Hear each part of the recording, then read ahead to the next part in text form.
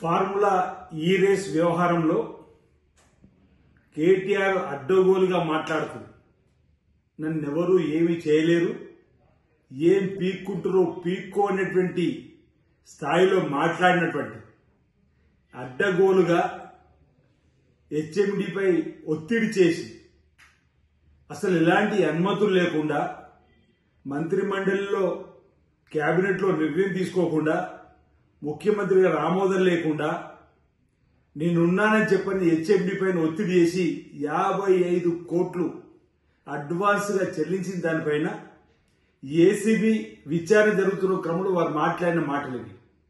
ఈరోజు అసెంబ్లీలో ఒక సందర్భంలో మాట్లాడుతూ ఈ కార్ రేసు సంబంధించిన దానిలో విచారణ చేయడానికి విచారణకు సిద్ధంగా ఉన్నాడనమాట. అసెంబ్లీలో చర్చకు సిద్ధంగా చేపట్టండి, చర్చకు సిద్ధమంటున్నాడు. ఏం చేసుకుంటున్నారో చేసుకోపోమ్మని, ఏం పీకలేరని, వెంట్రిక కూడా పీకలేరని చెప్పనేటువంటి కాడి నుంచి చర్చకు సిద్ధమని అక్కడికి వచ్చాడు.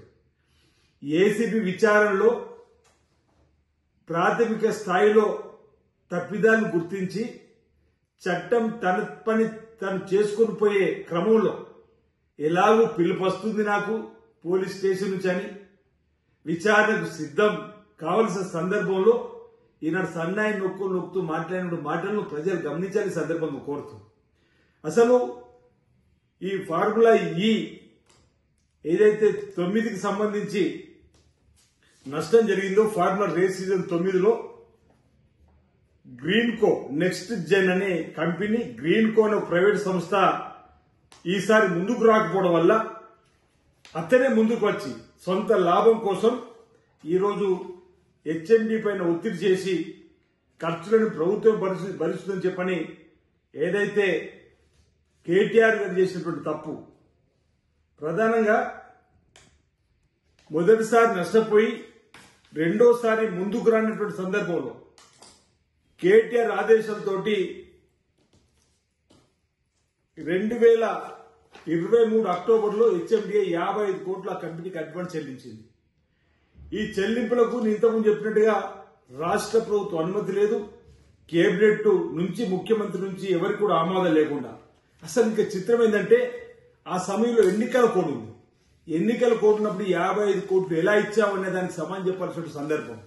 ఈరోజు ఈ ప్రభుత్వం వచ్చిన తర్వాత ఆ ఒప్పందాన్ని రద్దు చేస్తూ ఆ 55 కోట్లు చెల్లించాలన్నప్పుడు అతను తిరిగి చెల్లించకుండా ఉండేటువంటి పరిస్థితి వచ్చినప్పుడు ఈరోజు తీగ లాంటి డొంక కదిలినట్టుగా కేటీఆర్ గారు వ్యవహారశీలు బయటపడ్డ సందర్భంలో అనేక స్కాములు, ఈరోజు కాళేశ్వరం కూలిపోయింది, దానిపైన విచారణ జరుగుతూ ఉంది.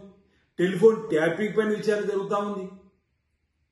ఈరోజు అనేక అవినీతి అక్రమాలకు పాల్పడినటువంటి, ఓవైపు చేపల పంపిణీలో స్కామ్ జరిగిందని చెప్తున్నారు, బర్రెలు సంబంధించినటువంటి పంపిణీలో స్కామ్ జరుగుతుందంటా ఉన్నారు, గొర్రెలు పంపిణీలో స్కామ్ జరుగుతుందంటారు, దళిత బంధులో స్కామ్ జరిగిందని అంటారు.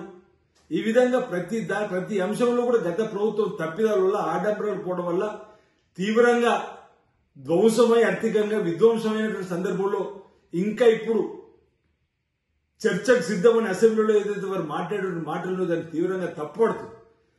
పోలీస్ స్టేషన్ విచారణకు సిద్ధాన్ని కండేనమాట. ఒక మాట, ఒక సినిమాలు ఉంది, 6th సెన్స్ అనేది ప్రతి ఒక్కరికి తెలుస్తుంది, 6th సెన్స్ అని ప్రతి ఒక్కరికి ఉంటుంది. అందుకే మొన్న బహుశా బీఆర్ఎస్ పార్టీ వాళ్ళు 6th సెన్స్ పనిచేసినట్టుంది. మా నాయకులు ఈ విచారణలో కాళ్ళు నుంచి మొదలుకొంటుకుంటే ఈ ఫార్ములా రేస్ వరకు కూడా తప్పిదాలు జరిగినట్టున్నాయి అని చెప్పి ముందస్తుగానే వాళ్ళే బేడీలు వేసుకుని అసెంబ్లీకి వస్తున్నారు. ఈ బేడీలు మా నాయకులు తప్పేదనుకున్నారు, 6th సెన్స్ అనేది వాళ్ళు పనిచేసిందో. ఈరోజు మేము పోలీసులు చేసేటువంటి విచారణలో, ఏసీబీ చేసేటువంటి విచారణలో తప్పని తేలితే తప్పనిసరిగా చట్టపరంగా తగిన శిక్ష అనుభవించాల్సిన పరిస్థితి ఏర్పడుతుందని చెప్పనే ఈరోజు మళ్ళీ సన్నాయి నొక్కుతూ అసెంబ్లీలో మీ చర్చకు సిద్ధం అని చెప్పని మాట్లాడడం సరైనది కాదు. ఆనాటి బింకరాలు ఏమైనా ఉంటున్నా, ఏం చేసుకుంటారో చేసుకోపో, వెంట్రుక కూడా పీకర్ అని చెప్పిన మాటలు ఏమైపోయినాయని చెప్పిన మాట సందర్భంగా ఈరోజు ఈ రాష్ట్ర ప్రభుత్వం గౌరవ ముఖ్యమంత్రి రేవంత్ రెడ్డి నాయకత్వంలో గాడిన పడే విధంగా చేస్తున్నటువంటి పరిస్థితులలో పక్కదారి పట్టించే విధంగా వాళ్ళు మాట్లాడిన మాట తప్ప మరొకటి కాదు. ఈ రోజు ప్రజలకు ఈ ఫార్ములా ఈ రేసు సంబంధించినటువంటి వివరాలు తప్పనిసరిగా వాళ్ళు చెప్పాల్సిందే. ఇందులో రాష్ట్ర ప్రభుత్వం కేవలం ఫెసిలిటీలు ఉండాలి తప్ప, సహకరించే విధంగా ఉండాలి తప్ప లాభ నష్ట సంబంధం లేకుండా ఉండాల్సినటువంటి సందర్భం. ఈరోజు అవి అన్ని వెనుక ముందు ఫార్ములా ఈ రేసు 9లో నష్టాలు జరిగిందని చెప్పిన అతను రాకపోతే ఈ ప్రభుత్వం ఇతని ముందుండి చేయాలని చెప్పని చేసుకోవడం ఏదో ముమ్మాటికి స్వలాభం కొరకు చేసినట్టుగా మేము భావిస్తున్నాం. ఏసీబీ విచారణలో తప్పు తేలి అతని విచారణలో పొరపాటు ఉంటే చట్టం తన పని తను చేసుకుపోతుందని చెప్పిన భావన సందర్భంలో వ్యక్తం చేస్తా ఉన్నాం. అసలైన తొలి వెలుగు. ఫాలో వాట్సాప్ @తొలి వెలుగు official.